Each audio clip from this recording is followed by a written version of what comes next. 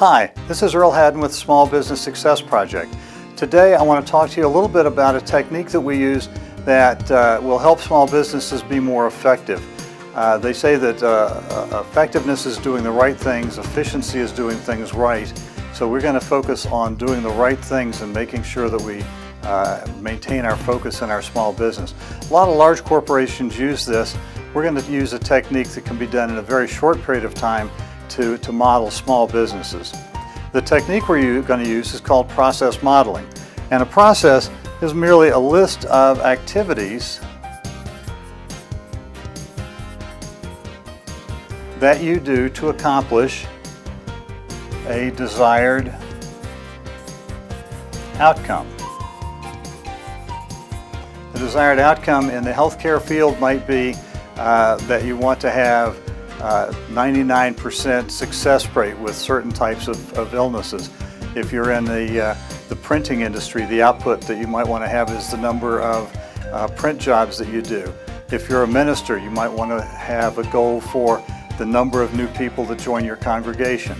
So you develop the desired output or outcomes, and what do you base those on? You base those on your personal goals and values that you've established.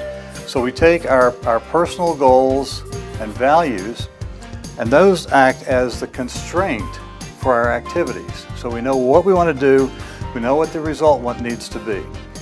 And then we can look at what kinds of inputs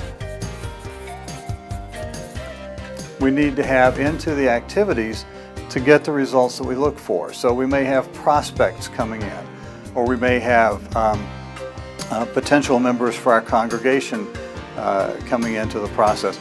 These are things that we hope that we can transform through our activities to achieve the desired outcomes. This is kind of like a recipe for a cake. If you've ever tried to do a cake, your activities are the recipe, these are the ingredients, and this is what you're hoping to get out of it.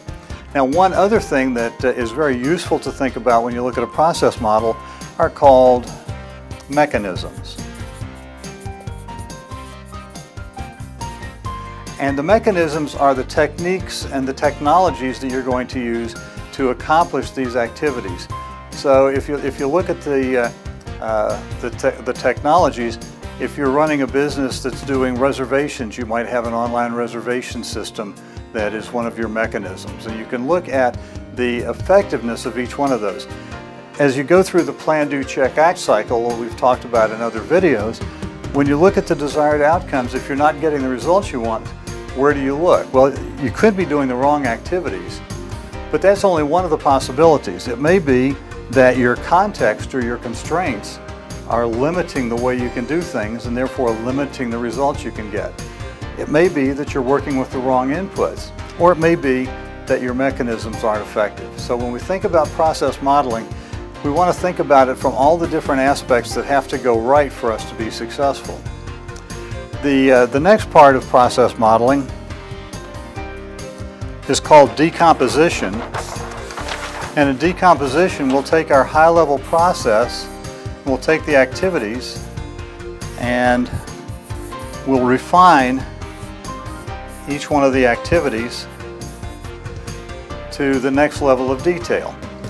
And in most process modeling exercises, we use a rule called 5 plus or minus 2 that says that any activity is made up of 3 to 7 lower level activities.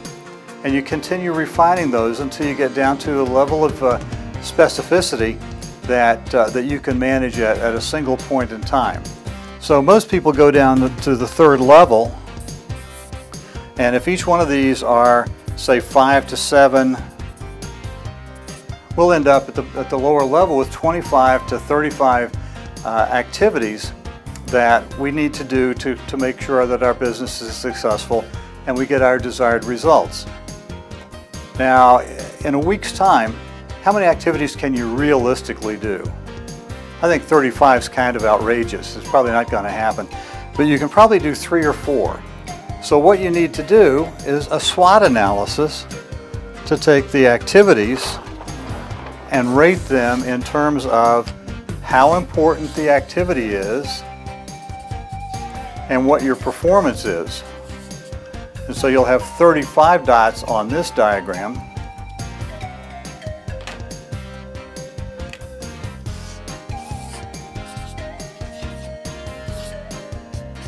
And you can identify where you need to spend your time and your money,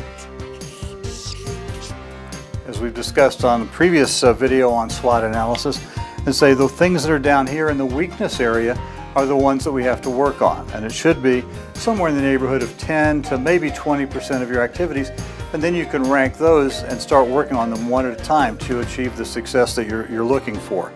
So when we look at our business, we want to build a model of how it works, how we'd like for it to work, evaluate which areas we need to spend our time on, and the ones that are usually the real constraints.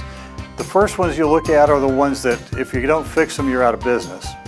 And these may be things like quality control issues, or maybe things like not being able to hire the right people.